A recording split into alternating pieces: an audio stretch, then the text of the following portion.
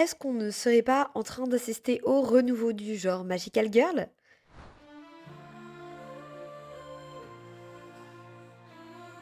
Sailor Moon, Cardcaptor Sakura, Mermaid Melody ou encore Shugochara, tous ces titres que je viens de vous citer sont des Magical Girl, initialement sortis donc en manga, puis adaptés en animé, qui font partie donc de cette période appelée l'âge d'or du Magical Girl, qui s'est déroulée donc dans les années 90, début 2000, avec des codes instaurés notamment par Sailor Moon.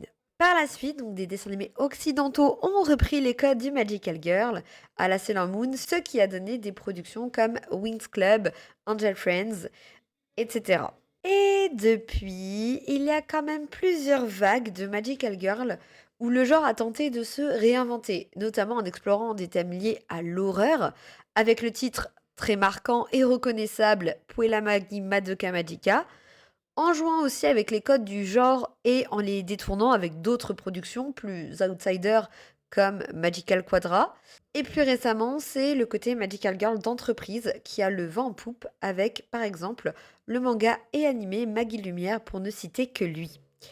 Bien sûr, il y a toujours la licence Precure qui a toujours fourni des animés avec des codes de l'âge d'or du Magical Girl, mais j'ai l'impression quand même que l'impact de Precure n'est pas très important au niveau mondial du moins, alors que l'animé enchaîne les saisons, donc la licence se porte plutôt bien.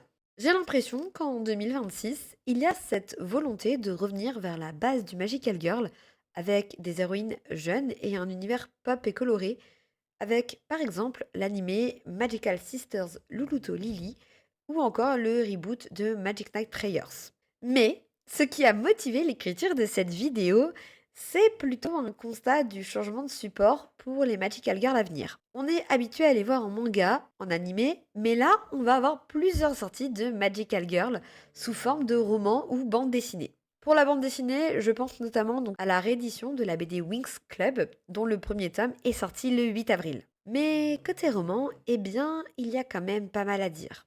Le premier titre qui m'a interpellé récemment, c'est K-Pop Academy de Mina Finch, dont le tome 1, La scène des ombres, est sorti le 2 avril, visant donc un public plutôt dans les 9-12 ans.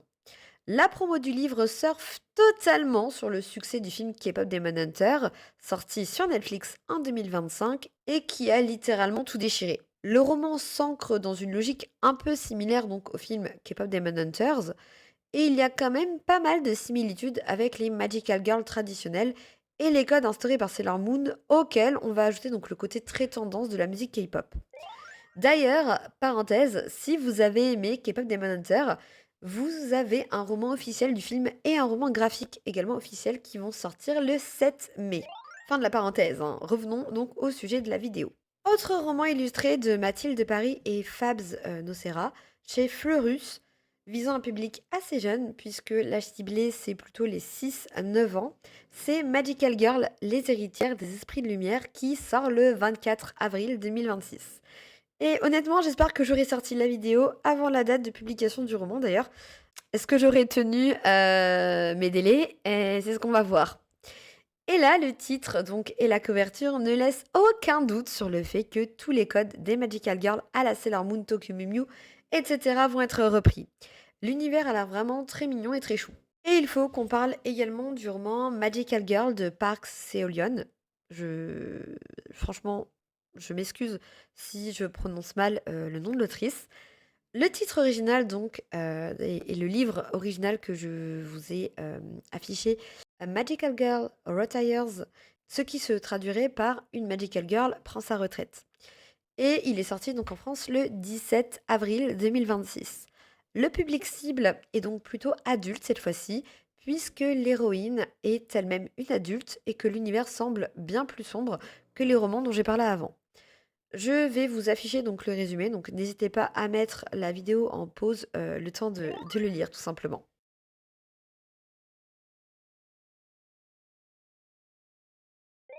C'est un roman que j'avais repéré depuis un moment. La couverture de la version anglaise m'avait notamment interpellée et je la trouve vraiment sublime. Je sais pas ce que vous en pensez, mais moi je la trouve très très belle cette couverture. Par contre, on va parler de la couverture française. Attendez, je vous l'affiche. Voilà, est-ce qu'on peut parler du choix de cette couverture en français pour la sortie française. Là encore, je vais parler, ce sont mes goûts.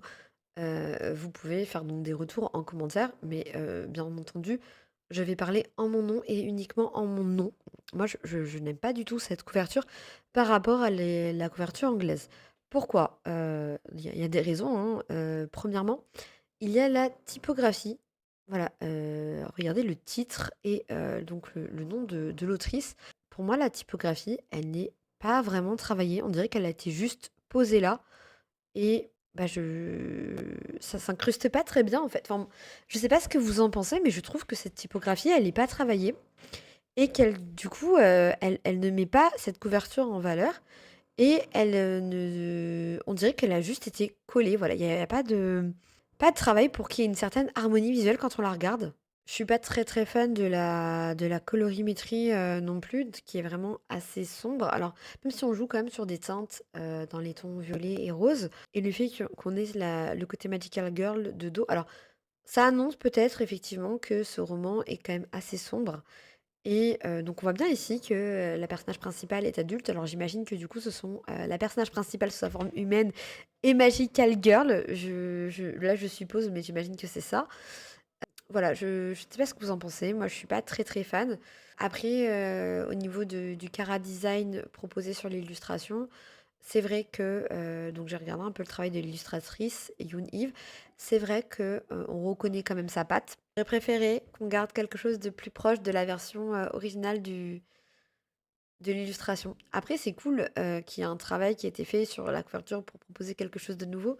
Je trouve que cette couverture, elle ne va pas forcément servir le livre et moi, je trouve ça dommage. Parce que forcément, une couverture de livre, c'est la première chose qu'on remarque lorsqu'on va acheter un livre. En tout cas, moi, je fonctionne comme ça. D'abord, je vois la couverture du livre et après, donc, je vais lire le résumé.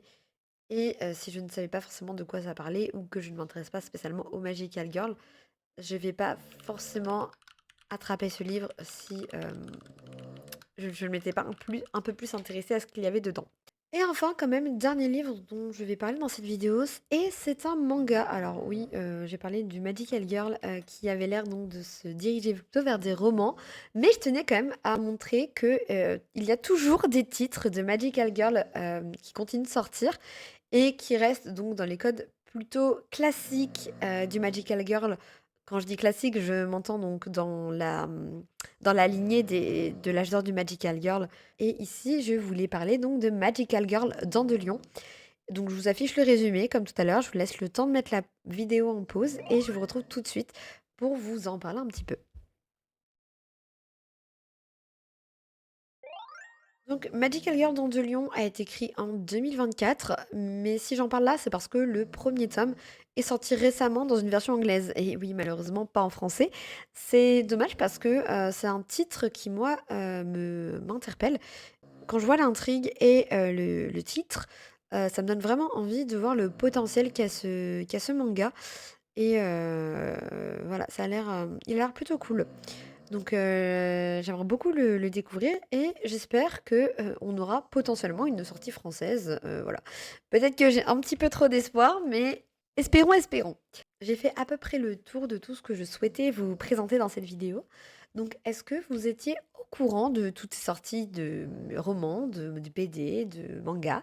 Est-ce que vous avez connaissance d'autres titres qui vont être bientôt publiés? En lien avec le Magical Girl, voilà, donc n'hésitez pas à aller dans les commentaires et à me signaler tout ça, me parler de tout ça. Est-ce que parmi, les livres évoqués dans cette vidéo, je vais m'en procurer certains?